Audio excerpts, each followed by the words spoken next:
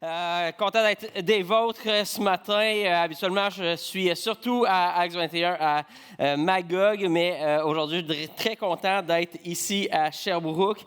Et puis, on va continuer. En fait, on poursuit notre série, notre thématique « Je suis ». Donc, Jésus selon ses propres mots. Et puis, aujourd'hui, on va regarder ensemble au passage biblique dans l'Évangile de Jean où Jésus dit « Je suis le bon berger ». Donc, qu'est-ce que ça veut dire que Jésus est le bon berger? Parce qu'on n'a plus besoin de berger de nos jours. Bien, il y en a sûrement, mais en tout cas, bref, il y en a, mais pas, je n'en connais pas de foule, par exemple. Yeah. En fait, ce que ça veut dire que Jésus, c'est le bon berger, essentiellement, ça veut dire que Jésus, c'est la meilleure personne pour guider ta vie. Jésus, c'est la meilleure personne pour guider nos vies. Donc, voici ce qu'on lit dans l'Évangile de Jean, dans le passage que je mentionnais, dans Jean 10, au verset 7. En fait, Jésus il dit qu'il y a plusieurs choses dans ce passage-là. Donc, traitez-moi pas de menteur au début quand je ne dis pas exactement « je suis le bon berger ». Jésus va dire d'autres choses avant. OK, on va arriver à la fin. Correct? Fait que Jésus leur dit « en vérité, je vous le dis, je suis la porte des brebis. Tous ceux qui sont venus avant moi sont des voleurs et des brigands, mais les brebis ne les ont pas écoutés. C'est moi qui suis la porte. Si quelqu'un entre par moi, il sera sauvé, il entrera et sortira, et il trouvera de quoi se nourrir. Le voleur ne vient que pour voler, égorger et détruire. Moi, je suis venu afin que les brebis aient la vie et qu'elle l'ait en abondance. Je suis le bon berger donne sa vie pour ses brebis. » Donc, le simple salarié, quant à lui, n'est pas le berger, et les brebis ne lui appartiennent pas. Lorsqu'il voit venir le loup, il abandonne les brebis et prend la fuite. Alors le loup s'en empare et les disperse. Le simple salarié s'enfuit, car il travaille pour de l'argent et ne se soucie pas des brebis. Moi, je suis le bon berger. Je connais mes brebis et elles me connaissent. Amen. Donc, en disant qu'il est le bon berger, l'appel de Jésus est assez simple à nous, l'être humain. C'est un appel à lui faire confiance, à croire en lui, à écouter sa voix, à écouter ses instructions, puis à le suivre. Mais il dit dans ce passage-là de prendre garde, parce qu'il y a d'autres personnes dans notre monde qui nous invitent aussi à leur faire confiance. Il y a d'autres personnes dans notre monde qui nous invitent à croire en eux, à écouter leur voix, puis à suivre leurs instructions. Et donc, il mentionne deux catégories de gens comme ça. Il dit, il y a les voleurs et il y a le salarié. Donc, le voleur, lui, a juste des mauvaises intentions. Okay? Donc, il nous appelle à lui faire confiance, à croire en lui, à le suivre. Donc, vous avez peut-être des gens comme ça dans votre vie qui essayent de gagner votre confiance, que vous les suivez, qui essayent de vous influencer, mais juste parce qu'ils veulent profiter de vous. Il y a des gens qui sont des profiteurs. Ils nous invitent à les suivre, mais à cause qu'ils veulent profiter de nous. Ils veulent nous faire du tort, ils veulent nous voler, ils veulent nous égorger, ils veulent nous détruire. Ils sont bien collés ensemble, ces feuilles-là. Donc ça, c'est le voleur. Le salarié, lui, est un peu plus noble que le voleur.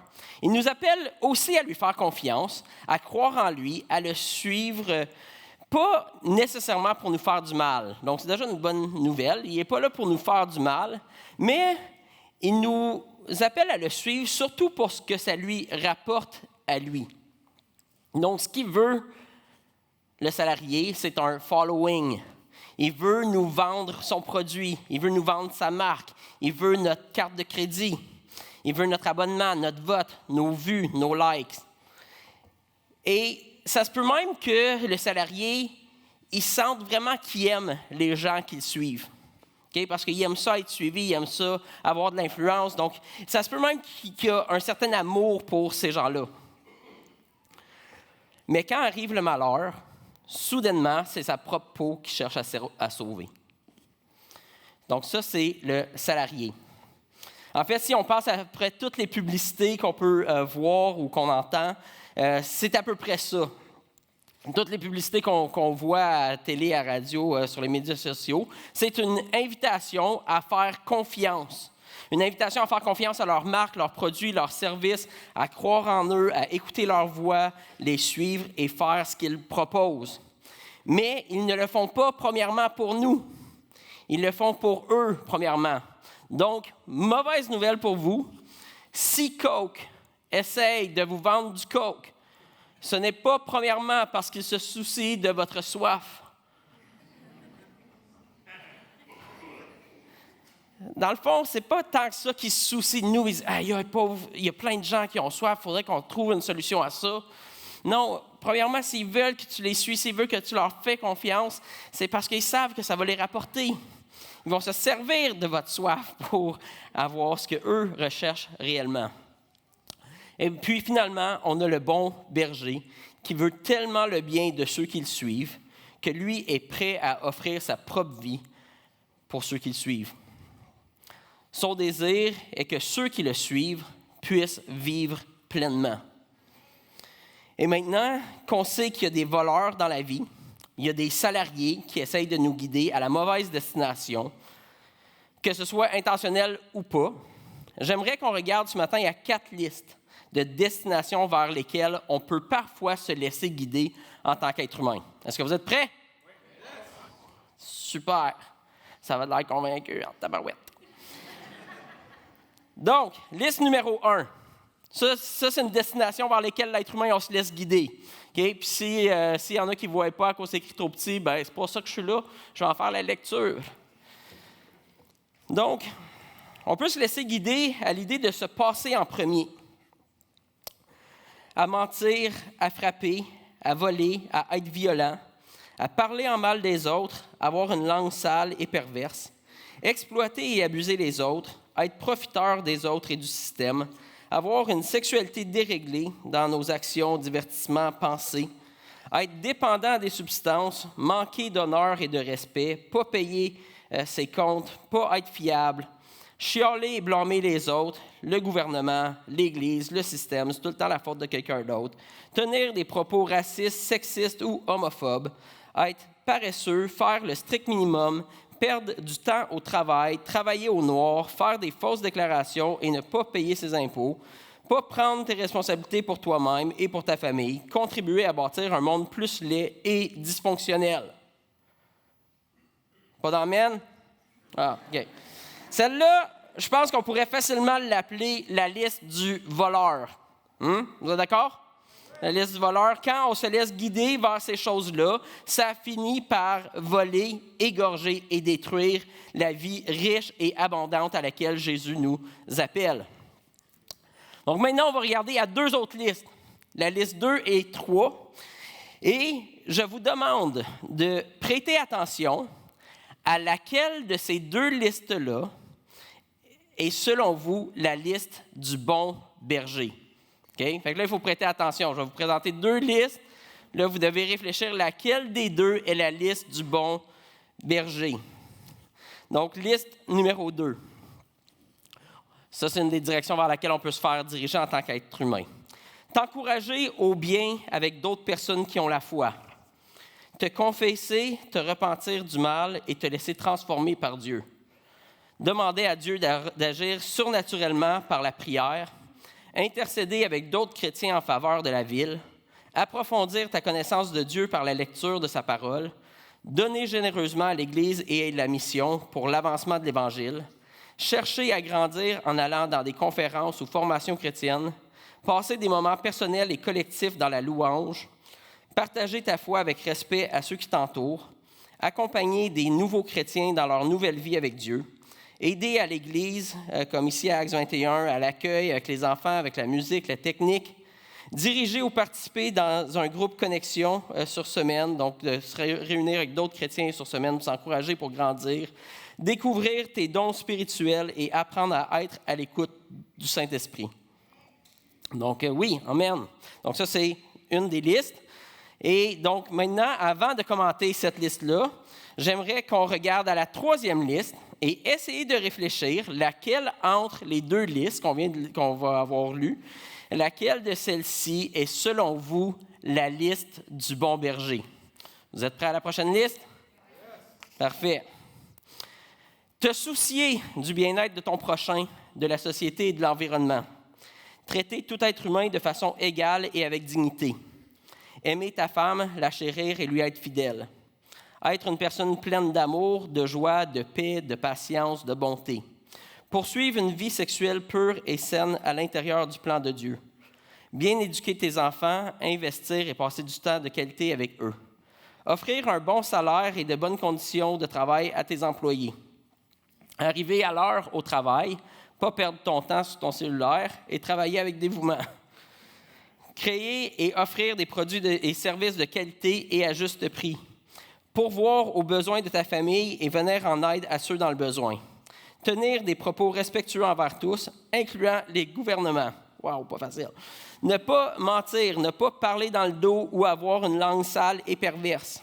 Être à l'écoute et prêt à aider ceux qui souffrent. Donc, liste numéro 3. Donc, maintenant qu'on a lu les deux listes, la 2 et la 3, je vous reviens avec la question piège. Laquelle des deux, selon vous, est la liste du bon berger? Donc, on va regarder la 2 à nouveau. Donc, regardez bien la 2 quelques instants. Ensuite, on va regarder la 3 et essayer de penser laquelle des deux est la liste du bon berger. Une autre façon de poser la question, laquelle de ces deux listes-là, selon vous, est la liste la plus chrétienne des deux? À Magog, je ne leur ai pas laissé autant de temps que ça pour se consulter. Ça va être intéressant. Donc, laquelle des deux listes est la liste du bon berger? Qui dit que c'est la liste numéro 2? Quand même une belle représentativité. Qui dit que c'est la liste numéro 3? OK. Donc, on va avoir une division dans l'Église. Donc, je vais demander à tous ceux sur la liste 2 de se mettre de ce côté-là de la salle. Non, c'est pas vrai.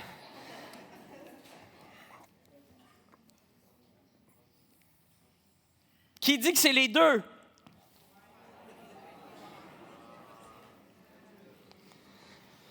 Donc, c'est une question piège. Si vous avez répondu la 2 et la 3, vous avez la bonne réponse.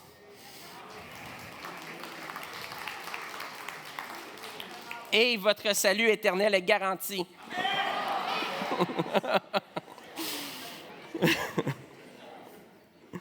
Non, si vous avez répondu la liste 2 et la 3, vous avez la bonne réponse. En fait, la liste 2 ou la 3, par elle-même, ne sont pas le portrait juste de la vie en abondance à laquelle Jésus nous appelle.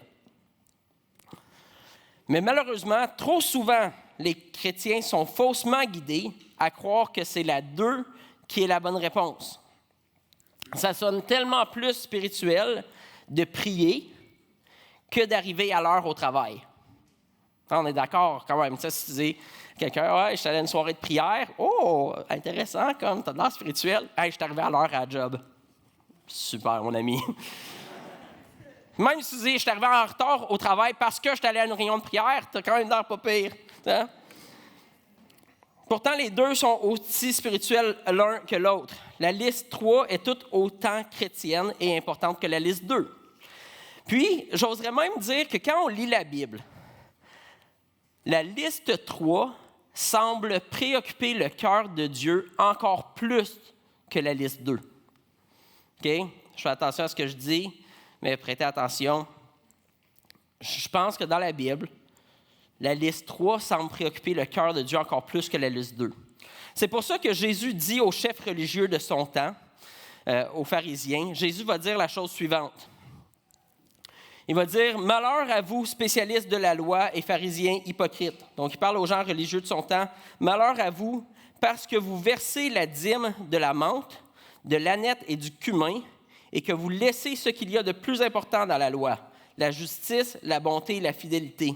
C'est cela qu'il fallait pratiquer sans négliger le reste. » Il dit, vous vous souciez de donner la dîme. Dans le fond, le peuple d'Israël, le peuple juif, donnait 1/10 de leur récolte à Dieu. comme offrande. Donc, il dit, vous donnez la peine de donner la dîme de l'offrande, même de chacune des plus petites plantes, des épices que vous faites pousser puis récolter, mais vous oubliez l'essentiel. Vous oubliez l'amour, la bonté, la justice. Donc, le fait de mettre trop d'emphase sur la liste 2, au détriment de la liste 3, c'est ce qu'on voit Jésus constamment reprocher aux pharisiens. Il dit, les pharisiens, vous mettez beaucoup d'emphase sur la liste 2. Vous aimez ça, que les gens vous voient prier, vous voient comme des gens religieux, mais vous négligez l'essentiel. Parce que ça paraît bien et spirituel de prier, de chanter des louanges, de jeûner, mais ça perd tout son sens quand on néglige l'amour, la bonté, la justice dans la vie tangible de tous les jours. Je crois d'ailleurs que c'est un des constats les plus évidents de l'échec de l'Église au Québec. Quand l'Église prône la liste 2 au détriment de la liste 3, l'Église est complètement discréditée. Et c'est ce que Jésus dénonçait. On doit donc prêter garde à ne pas élever la liste 2 au-dessus de la liste 3. C'est malheureusement trop facile de se sentir très spirituel avec la liste 2. On pourrait remplir notre vie juste d'éléments de la liste 2, puis on pourrait se sentir très spirituel, comme un bon chrétien.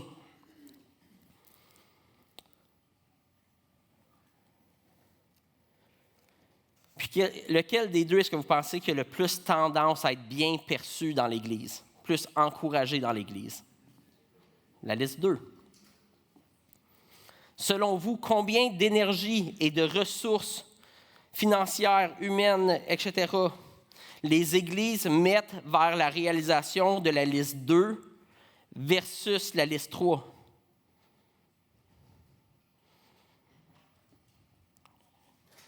J'ai peur de le dire, mais la réalité, c'est que dans l'ensemble des églises au Québec, incluant Acts 21, notre tendance est de mettre beaucoup d'efforts et d'énergie vers la liste 2. Et on finit par négliger la liste 3. Donc, on doit faire attention à nous-mêmes et à la voix qu'on choisit d'écouter et de suivre. Une des manières principales et des plus subtiles que Satan ou l'ennemi de Dieu essaye de guider les chrétiens vers la mauvaise destination, puis de dérober leur vie en abondance, c'est en amenant les chrétiens à vivre surtout pour la liste 2. Créer une séparation entre le spirituel et le matériel. Donc, aussi longtemps que Satan garde les chrétiens occupés dans des rencontres d'église, de prières, de louanges, de ministères, de formation, d'activités chrétiennes, à tel point que les chrétiens n'ont plus de temps pour s'impliquer socialement, contribuer à bâtir un monde plus juste et équitable, à aimer leur prochain, aider la veuve et l'orphelin, Satan il est content. Il dit, ils peuvent s'amuser dans leurs rencontres d'église. Il rend les chrétiens totalement inutiles et inefficaces dans le plan de Dieu pour notre monde. La Bible nous dit que c'est la prière agissante du juste qui est d'une grande efficacité. Pas la prière passive. Pas « Dieu aide mon voisin pendant que moi je prie », puis que dans le fond je pourrais prier, oui, pour mon voisin, mais aussi aller l'aider physiquement, tangiblement. C'est la prière agissante du juste. Parce que la prière, souvent, vient transformer nos propres cœurs. Donc, peut-être que je n'avais pas le goût d'aller aider mon voisin, mais en prière, tout d'un coup, Dieu transforme mon cœur et donc me rend maintenant un canal par lequel Dieu peut aider mon voisin.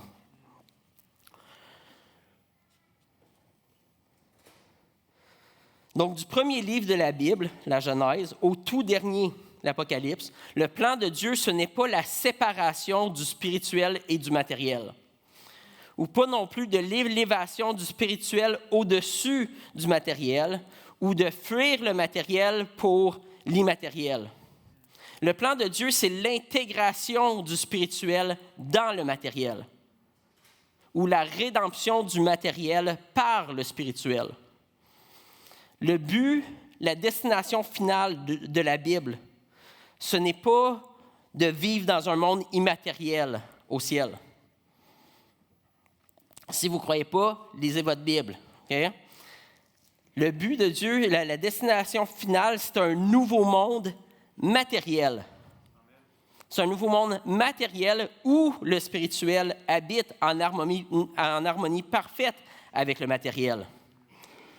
Ce n'est pas nous qui quittons notre corps matériel pour aller vivre dans un ciel immatériel. Dans la Bible, c'est le ciel qui descend sur terre pour habiter le monde matériel. La volonté de Dieu sur terre comme au ciel.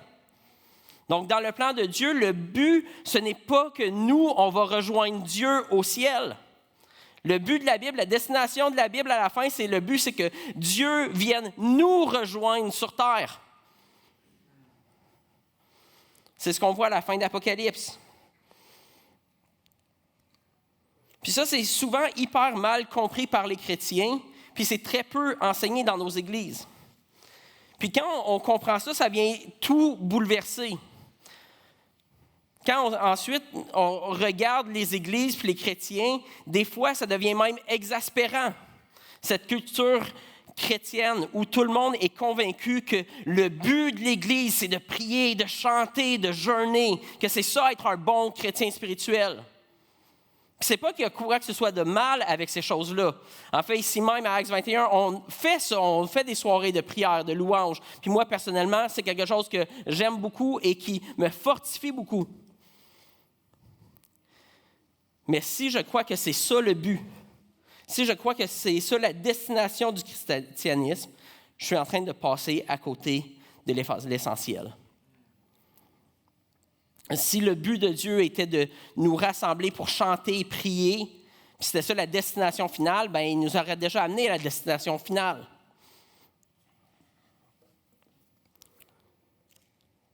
Le désir de Dieu, c'est son Église dans le monde.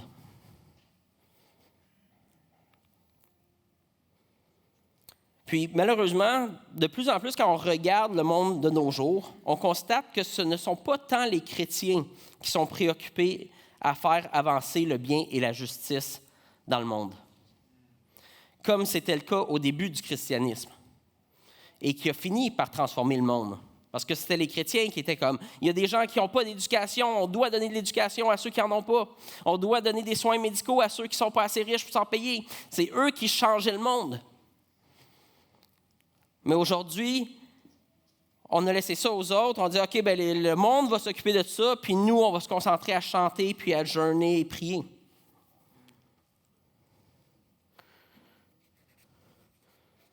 Donc, de nos jours, c'est très souvent les non-chrétiens qui sont beaucoup plus préoccupés par le bien-être du monde et de la justice. Et là, quand on constate ça, le danger en tant que chrétien, c'est d'être tenté d'aller vers l'autre extrême. Vers un christianisme qui se concentre surtout sur la liste 3 et se détache de la 2. Donc, au lieu d'appeler les chrétiens à se repentir, de dire, OK, on a peut-être un peu trop vécu pour la liste 2, donc on devrait se repentir maintenant, essayer de chercher à vivre pour les 2, on décide plutôt de se détacher complètement de la 2, puis de vivre seulement pour la 3. On commence plutôt à tranquillement se délaisser la communauté chrétienne, parce que des fois, elle nous tape sur les nerfs, parce qu'on dit, oui, on dirait qu'ils sont juste préoccupés à chanter, puis ces choses-là. Donc, on commence à se détacher de ça. On commence à se détacher de la communauté chrétienne, délaisser la foi, délaisser peut-être même nos croyances, parce qu'on réalise que notre christianisme, lequel on suit, ne bâtit pas réellement du monde qui sont plus aimants, plus justes, plus équitables, plus pleins de joie, de paix, de douceur, etc. Puis des fois même le contraire. Des fois, les chrétiens, on se réunit entre nous, mais on finit par devenir pire que les gens à l'extérieur. Mais en s'attachant seulement aux 3, à la liste 3, ces chrétiens finissent malheureusement très souvent par remettre tout en question. Donc, ils finissent souvent par remettre la Bible, Dieu, les anges, le spirituel, le ciel, l'enfer, le mal, le bien, ils remettent tout en question. C'est ce qu'on voit de nos jours, qu'on appelle de la déconstruction du christianisme. Donc, il y en a qui déconstruisent leur foi. Puis, ils se mettent à se concentrer surtout sur la liste 3 et deviennent souvent des êtres humains bien meilleurs et utiles à la société que ceux qui se concentrent seulement sur la 2. Mais ils sont aussi détachés de la vie en abondance. Parce qu'ils se mettent ils mettent tranquillement à mort leur propre vie spirituelle intérieure. La vie que Dieu veut leur donner en Jésus-Christ. Puis ils finissent par mettre de côté justement ce qui est le bien et le mal selon Dieu. Ils se mettent à eux-mêmes décider ce qui est bien et mal. Ils remettent en question les vérités de Dieu qui mènent à la vie. Puis la réalité, c'est que seulement Christ peut nous donner la vraie vie éternelle, la vraie vie en abondance. Donc seulement Christ est mort pour nos péchés, pour le mal qu'il y a dans le monde. Seulement lui peut nous réconcilier avec Dieu et nous transformer ultimement et parfaitement à son image, parce que Dieu veut nous transformer. Si son plan, c'est le 2 et le 3, il veut nous transformer constamment. Donc le 3, sans le 2, ça se résume au meilleur de l'effort humain sans Dieu. On est capable de beaucoup de bien, mais malheureusement, on est capable de beaucoup de mal aussi. Et même nos meilleures intentions ne sont pas suffisantes pour bâtir un monde juste et équitable. Puis encore moins au niveau de notre âme. On n'est même pas capable de faire de la paix dans notre âme toute seule. Donc, sans l'intervention de Dieu et de Christ à la croix, par sa mort, sa résurrection, son retour en gloire, pour rétablir toutes choses et faire toutes choses nouvelles, nos meilleurs efforts seront toujours insuffisants et à recommencer. Toujours de très courte durée. Des fois, on va avoir l'intention qu'on est en train de faire du progrès comme société. Finalement, on va se rendre compte, dans le fond, même ce qu'on pensait être du progrès, finalement, ça se désintègre. La question est donc la suivante. Est-ce qu'on a plus de chances de bâtir ce monde juste et équitable avec Dieu et en suivant Christ? Ou est-ce qu'on a plus de chances de bâtir ce monde juste et équitable sans Dieu et seulement par l'effort humain et la technologie? Presque tous les débats de société autour des croyances, des religions, des philosophies, des idéologies tournent autour de cette question-là. C'est quel berger est-ce qu'on va suivre? C'est qui va nous amener vers un monde plus juste et équitable? C'est la grande question ultime. Quel système de pensée, quelle religion, quelle philosophie, idéologie, quel parti politique est le meilleur pour bâtir un monde juste et équitable? C'est ça la vraie question. Puis Jésus dit, ce n'est pas une religion, pas un système de pensée, une idéologie, une technologie ou un parti politique. Mais c'est une personne. C'est moi. Je suis le bon berger. Parce que les problèmes de notre monde sont beaucoup plus profonds que simplement avoir des bonnes lignes directrices et des bonnes politiques en place. Ce qu'on a besoin, c'est une transformation totale de notre cœur en tant qu'être humain. De nos pensées. On a besoin d'être transformé dans nos pensées, dans nos désirs, dans nos priorités, puis d'être complètement purifié de tous nos mauvais désirs, de toutes nos mauvaises pensées, de tout ce qu'il y a de toxique et de mauvais à l'intérieur de nous. C'est ça qu'on a besoin. Puis ça, il n'y a pas de solution humaine à ça. Et donc, seul Dieu lui-même, en Jésus-Christ, a le pouvoir de faire cette intervention divine et spirituelle dans chaque être humain qui croit en lui fait confiance et choisit de le suivre.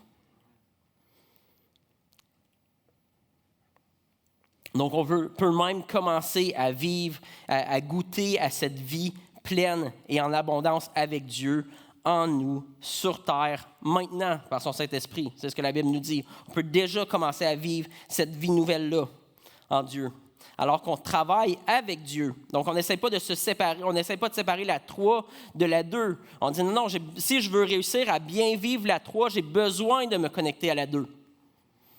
J'ai besoin d'être connecté à la source. J'ai besoin d'être connecté à la vie, à celui qui me transforme intérieurement. Donc, on peut commencer à vivre cette nouvelle vie-là de transformation aujourd'hui pour bâtir un monde plus beau, plus juste et plus aimant. Mais même quand on est en train de vivre cette réalité-là, puis on est en train de bâtir un monde plus beau, plus juste, équitable, etc., on aspire encore en tant que chrétien au jour, puis on essaie de pointer au jour où Dieu lui-même va revenir rétablir toutes choses de façon parfaite et éternelle. Donc nous, ce qu'on peut faire comme c'est là, c'est de refléter ce monde meilleur-là auquel Dieu nous appelle. En fait, le 3 sans le 2, ça ressemble en quelques points à un autre groupe qui se retrouvait aussi en opposition à Jésus quand Jésus était sur terre. Ce groupe-là s'appelait les Sadducéens.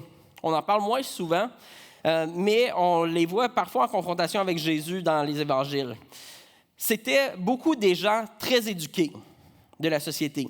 C'était des gens de l'élite, des gens respectés, des gens instruits, des gens riches. C'est les gens qui contrôlaient les institutions. Ils s'appropriaient beaucoup d'éléments de la pensée gréco-romaine, même s'ils étaient juifs.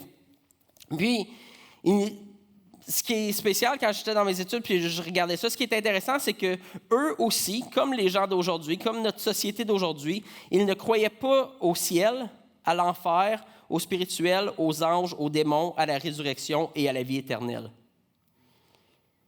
Ils ne croyaient pas à ces éléments-là. Puis, eux se croyaient très sages de penser de cette façon-là. Ils se croyaient au-dessus de ces banalités-là. Mais c'est eux qui ont en fait fini par faire crucifier Jésus. Parce que quand ils questionnaient Jésus, Jésus leur répondait essentiellement qu'ils étaient gravement dans l'erreur. Il dit « parce que vous ne comprenez ni les Écritures et ni la puissance de Dieu ». Et je crois que ça, c'est ce que Jésus dirait à ceux qui veulent vivre pour la liste 3 sans la 2. À notre société qui a une apparence de piété, mais qui en renie ce qui en fait la force. Je pense qu'il leur dirait, vous êtes gravement dans l'erreur. Parce que vous ne comprenez ni les Écritures, vous rejetez quelque chose, vous ne comprenez même pas qu'est-ce que Dieu cherche à faire dans le monde. Donc, vous ne comprenez même pas le message de la Bible. Vous ne comprenez ni les Écritures, ni la puissance de Dieu. Il dit, vous mettez votre espoir dans la puissance humaine, dans la puissance de la technologie, dans la puissance de ce que l'être humain est capable de bâtir. Il dit, vous ne comprenez pas, vous comprenez aucunement la puissance de Dieu. Il y a seulement la puissance de Dieu qui est capable de vous amener là où vous voulez réellement vous rendre, un monde plus juste, beau et équitable. Donc, si on vit dans un monde spirituel et matériel, mais qu'on essaye de bâtir une philosophie matérialiste ou humaniste qui nie le monde spirituel, eh bien, soudainement, nos raisonnements ne tiennent déjà plus la route. On devient de plus en plus aveugle dans notre propre compréhension des choses parce qu'on essaye d'expliquer le monde selon une perspective qui ne correspond pas à la réalité de l'expérience humaine. Parce que la réalité, c'est qu'on ne vit pas dans un monde seulement matérialiste. On vit dans un monde qui est plus complexe que ça, qui a un élément immatériel, métaphysique, spirituel. Donc, c'est là qu'on voit qu'il y a des gens qui, eux, aiment la liste 3 et veulent de la spiritualité, mais n'aiment pas le christianisme, donc vont chercher dans d'autres spiritualités. Et on arrive à la liste numéro 4, notre dernière liste. Donc, il y a des gens ici, il y a des gens au Québec qui se laissent guider vers ces types de spiritualité ici. L'occultisme, l'hypnose, l'horoscope, des faux pasteurs, des faux évangiles qui nous guident, l'évangile de prospérité, salut par les œuvres, etc. Les fausses religions, tireuses de cartes, diseuses de bonne aventure. Il y a vraiment des gens qui se laissent influencer, que c'est eux les bergers qui suivent. Ils font des voyages astrales, sorcellerie, magie noire, magie blanche, interroger les morts, spiritisme, gourou de la réalisation de soi. Donc ça, c'est vraiment des gens qui te guident à dire hey, « oui, crois en toi. Si tu mets ta confiance en toi-même, là, tu vas réussir à bâtir le monde que tu veux bâtir. » Donc, pensée, philosophie, idéologie humaine, positivisme, crois en toi, angéologie, prier à Marie et aux saints, des églises libérales ou hyper conservatrices, sectaires et contrôlantes. Bref, il y a beaucoup de gens qui se laissent attirer et guider vers ces choses-là également. Il y a juste quelques mois, il y a eu un salon de la sorcellerie et de l'ésotérisme à Magog. Puis les gens aiment ça. Les gens sont attirés par ça. Mais voici ce que Dieu dit dans la Bible à ce sujet-là. On va dire dans Deutéronome 18, il dit qu'on ne trouve chez toi personne qui fasse passer son fils ou sa fille par le feu. Ça, c'est cool. Ça n'est pas arrivé trop souvent dernièrement, je pense. Personne qui exerce le métier de devin, d'astrologue, d'augure, de sorcier, de magicien. Personne qui consulte les esprits ou les spirites. Personne qui interroge les morts. En effet, celui qui fait cela fait horreur à l'Éternel. Donc, Dieu met en garde contre ces pratiques spirituelles qui s'éloignent de la spiritualité en Dieu par Jésus-Christ et qui cherchent à connecter avec d'autres entités qui utilisent aussi la Bible à leur manière peut-être, mais pour faire dire le contraire de ce que la Bible enseigne. Et c'est pour ça qu'on a besoin d'un bon berger, d'un bon guide dans la vie. Parce qu'on vit dans un monde complexe, avec plein de différentes formes de spiritualité, de pensée, de philosophie, mais pas toutes sont bonnes. Pas tous les chemins sont bons. Et tout le monde essaye de nous guider, de gagner notre confiance et nous amener là où eux veulent nous amener. Puis même ici, à Actes 21, on espère bien te guider, mais on ferait fausse route de vous guider vers nous-mêmes. Actes 21 ferait fausse route de dire « Suivez Actes 21 ».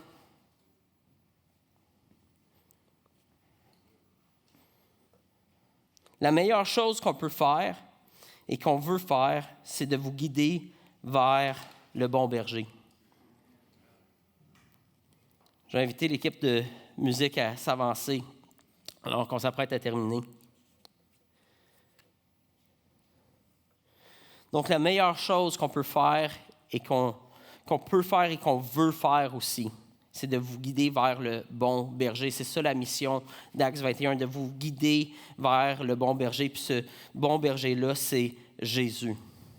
Il est Dieu lui-même, il est venu sur terre, il a vécu une vie parfaite, il a donné sa vie à la croix pour nous sauver de nos péchés. Donc, il n'a pas regardé à préserver sa propre vie. Puis il est ressuscité pour donner à tous ceux qui croient en lui, tous ceux qui veulent le suivre, une vie nouvelle, présentement et éternellement.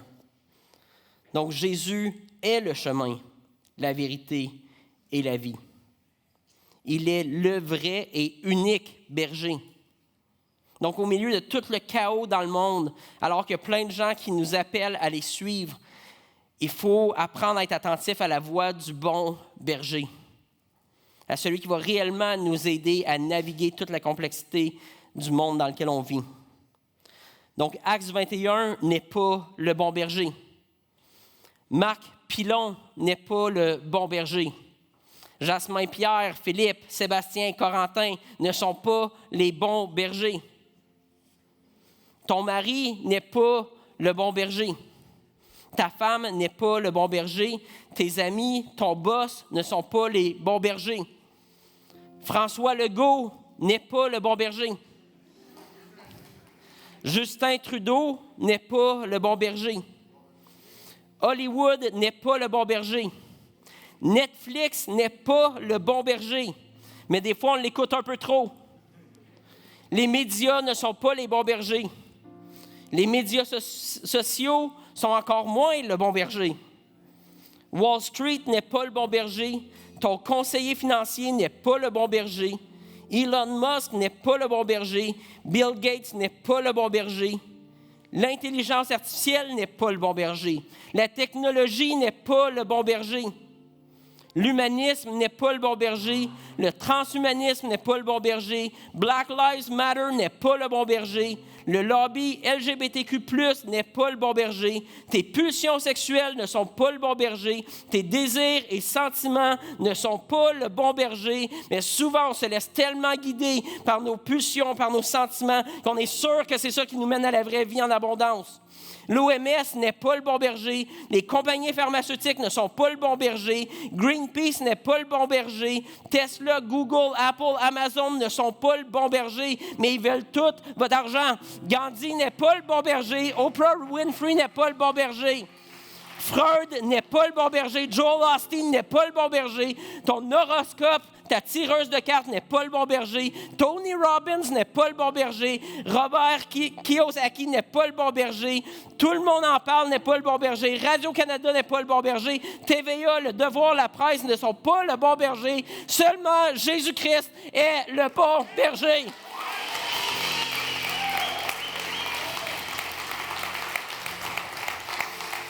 Tout le reste du monde est là pour son propre agenda. Tout le reste du monde est là pour ses propres intérêts. Ils sont au pire des voleurs, puis au mieux des salariés. Aucun d'eux n'est parfaitement équilibré. Aucun d'eux ne peut donner la vie éternelle et le monde parfait que Dieu promet à ceux qui le suivent. Seulement Jésus est le bon berger et il est le bon guide pour nos vies, puis il nous appelle. Il nous appelle à placer notre foi en lui, de lui faire confiance et de se détourner de la liste 1, de la liste 4, puis de refuser de vivre sûrement pour la liste 2 ou la liste 3, mais de le suivre lui uniquement dans ce mariage parfait entre le ciel et la terre, entre le spirituel et le matériel, vers cette vie complète et abondante. Jésus nous invite à le suivre aujourd'hui et c'est ce qu'on veut chanter ce matin. On veut chanter à celui qui est le vrai guide, celui qui veut réellement notre bien, celui qui est prêt à mourir pour nous. Donc, juste avant d'aller vers la musique, j'aimerais qu'on puisse terminer ensemble en prière. Une prière que tu peux faire aussi dans ton cœur, de ta place. Donc, Dieu, je veux aujourd'hui renoncer à suivre la liste 1 et la liste 4. Je veux renoncer aussi à vivre seulement pour la liste 2 au détriment de la 3 ou pour la 3 au détriment de la 2. Je crois en toi. Je crois que tu es le réel bon berger qui a donné ta vie pour moi. Je veux accepter ton sacrifice, ton pardon et être purifié par toi. Je veux la vie pleine que tu veux pour moi. Remplis-moi de ton esprit et aide-moi à obéir à ton plan pour ma vie sur terre et pour ta gloire. Amen.